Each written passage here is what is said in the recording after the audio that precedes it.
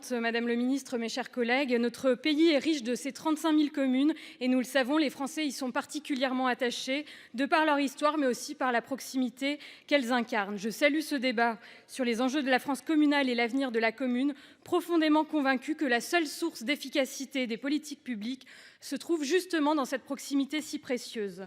En première ligne au quotidien, les maires permettent à nos communes de vivre et de se développer. Leurs témoignages quant à l'évolution de l'exercice de leur mandat doivent être entendus.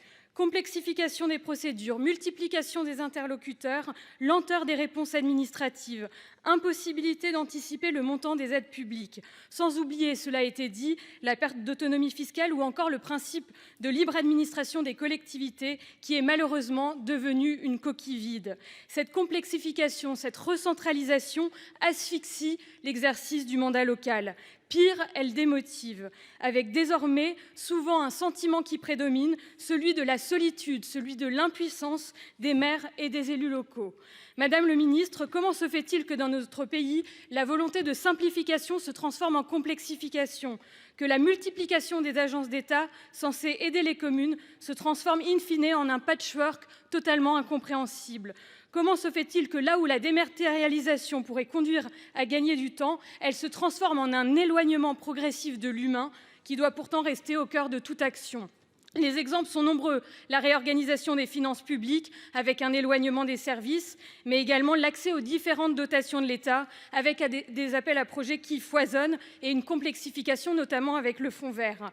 Madame la ministre, quand allez-vous entendre la voix des maires qui réclament davantage de simplification et de lisibilité?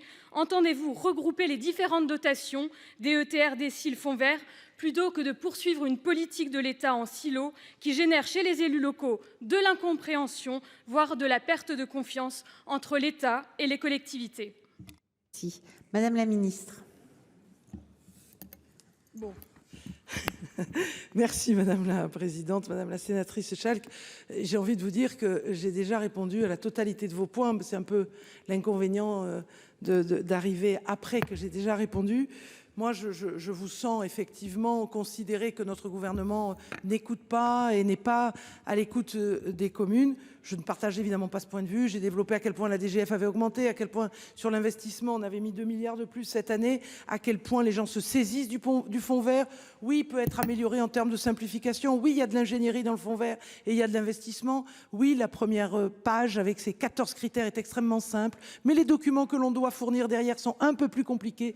On est en train de les simplifier. Mais en attendant, je crois qu'on doit tous ici, en vertu de tout ce que l'on s'est dit, être aux côtés de nos maires, leur redonner espoir.